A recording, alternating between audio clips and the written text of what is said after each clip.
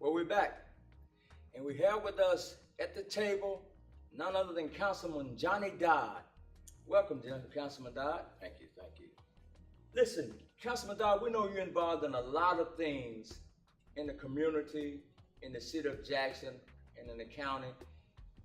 Just give the people some insight on what it is you do as a councilman. Wow. First of all, like you said, I'm a servant. I like to serve the people. I'm always out trying to help someone. Basically, as a councilman, what we do is, number one, we deal with the city budget and deal with budget.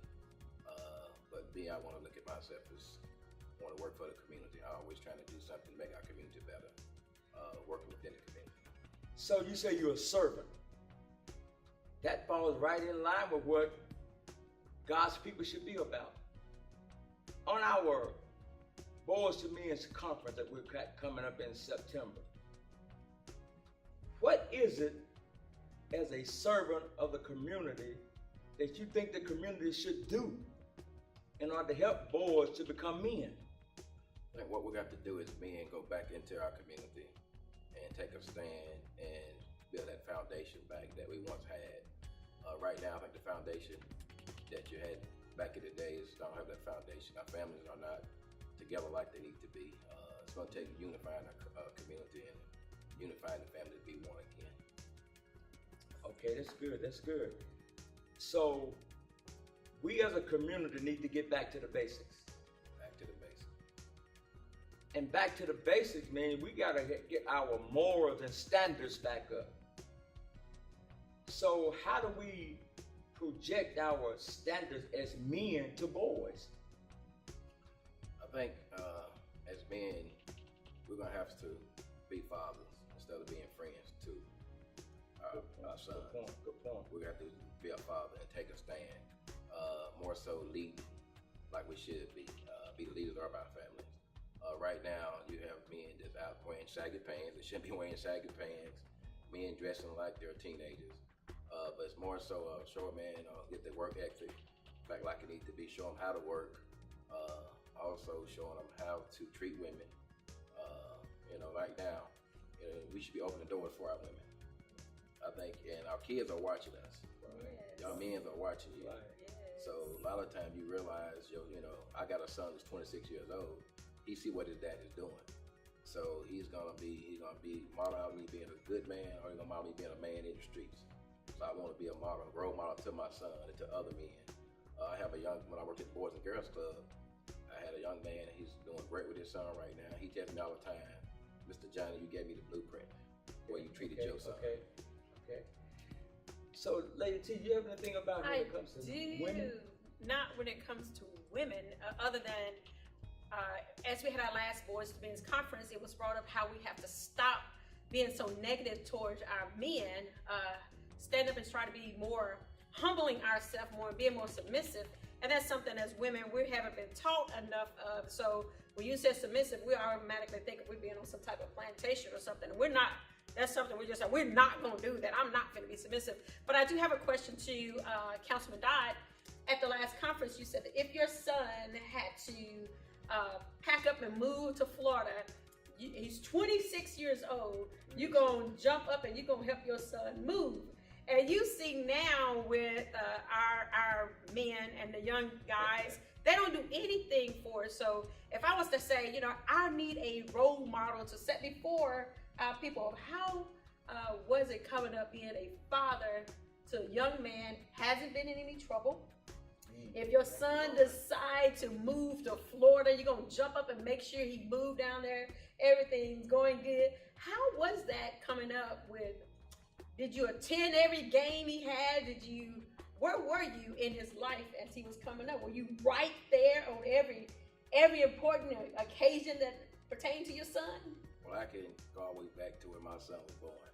My son, I would eat Popeye's chicken, sitting right there in the living room with him. So I've been with him from day one to right now. That's why I said, every ball game he attended, whether he was playing, whether he was in the ball game, I was there. Every teacher's conference that they had. He made good grades all the way through school, but I was always there supporting him. So I told the teacher, I want to come on the good side. If somebody have to come on bad days, you can say I did attend.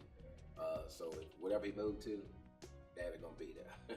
And may I ask, was this something instilled in you, or was this something you sought out to do? Well, I think growing up as a young man, I didn't have a father. I had a stepfather that that stepped up, and came in my life and was a great father to me. But I never had a father. I played basketball, ran track, and did a whole lot of things, and I never had a father that was there for me. So I said I want to be total opposite for my father. I want to make sure whatever my son goes through, I want to make sure he knows he's having support. And I think a young man or any kid, the first 8 to 10 years is the most important years of their life, because you teach them and give them that foundation, knowing that I have a family that loves me, somebody that loves me. And once they get that, they're able to go on with their life to say, well, hey, I'm okay because I got that support. So he knows Dad's going to be there no matter what. We talk probably twice a day. Oh, really? And he's 26 years old. We Really? still, I call him right now. It's 5:30. You off work? So, but it's not a friendship. It's a father-son, but he got a relationship with you to where he can call his dad and talk twice a day if he wanted to, without, you're gonna make time for it. Yeah, I mean, we share a lot of things from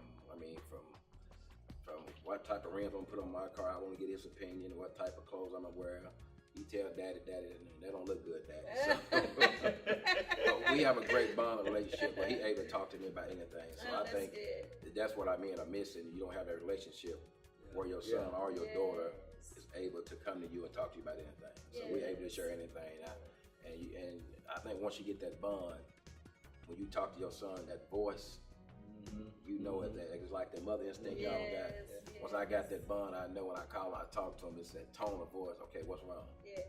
Something ain't right.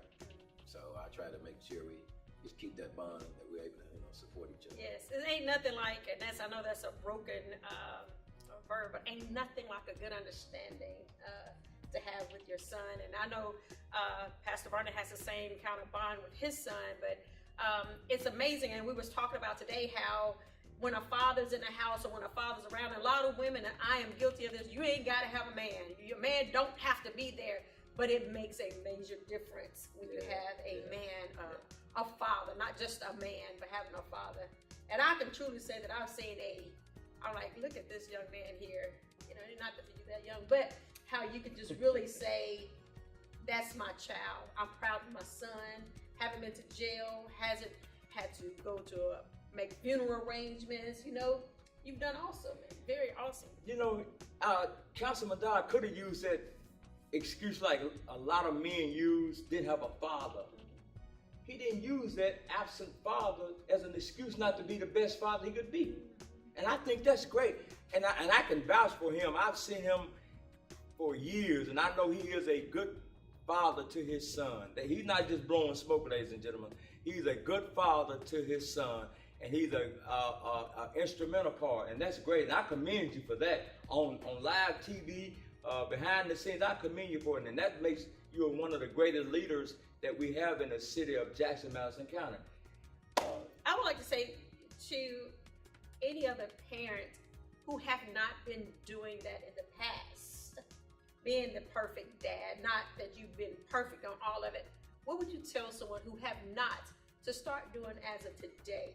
What would they need to start doing? If they haven't been doing the going to the games and different things, it's not too late. Or is it too late if your child is like 11 or 12? Is it too late to start being?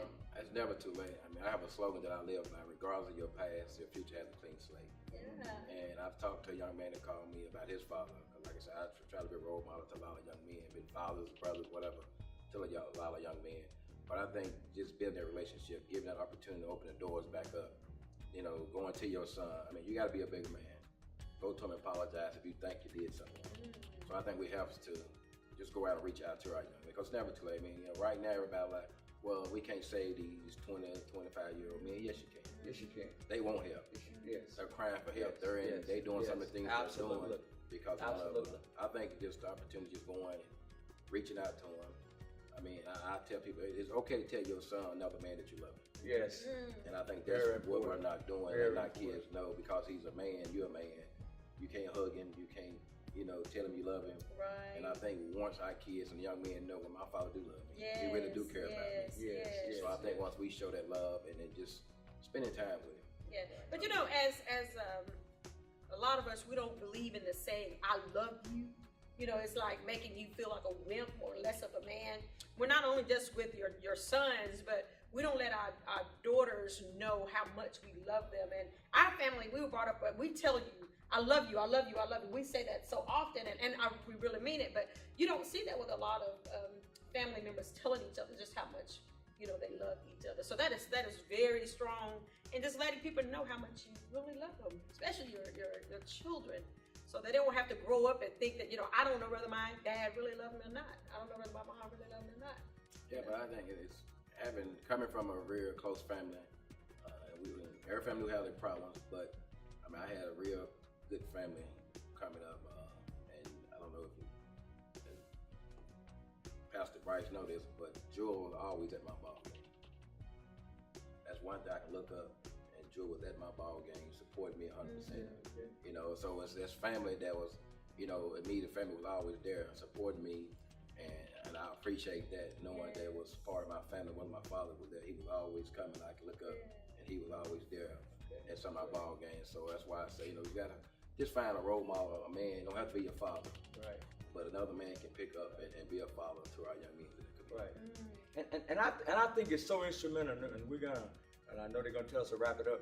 It's important that women can help men be better men. They have a role to play, like Sister Lady Tab was saying earlier. But also, Councilman Dodd is real modest and has a lot of humility. He won't tell you about the camps he has in Jackson and the different places. He sleeps, have different camps he have for kids to sleep up for basketball and things that he gives them all kind of gifts and just make them feel like they're worthy of something. At least one or two times out of a year, he has a child out of trouble, out of the chaotic world, into an environment where they can be the best they can be. Yeah, that's true. And we commend you for that. Yes, I know he never would have mentioned it. He never would have mentioned that. And you know, some people say, well, he could do more, but the question go back, what are you doing to help? And I've heard so much, you know, they could be doing more. He ain't all that or she ain't all that, but what are you doing to make things better? Don't look at the negative side of things. Let's put some positive into everything that we set out to do. So yeah, maybe he could do more, but if he did so much more for other kids, then I don't think he would have been the perfect dad for your very own, you know. But yes, people are saying he can do more, that person can do more, but what are you doing to make a difference? And Lady T, he's been a dad for a lot of kids. I think we remember we went to one of his New Year's Eve sponsored events. And this is for the churches and ministers that may be listening. How many times have you got 200 or more kids that come to the altar to give their lives? Yes. In any kind of event you have in a year's time, how many Sundays we get 2 people to come to the altar to give their lives? Right. You know, and that one setting, ladies and gentlemen, he had over 200 boys and girls to give their lives to God. Amen. That's saying something. Amen. That's saying something. Amen. So with that, Councilman Dodd, we appreciate your time. You know, you're a very busy man. Keep doing what you can do. Keep your marches going. Keep your sleep-ins going, your camps going. And again, we'll do whatever we can to do, and we're doing what we can to help you. We got to do more. Yes. But we're going to keep doing what we're doing. And if any time, feel free to call on Kingdom Builders Christian Center Church. Amen. Thank you. Thank you. Thank you.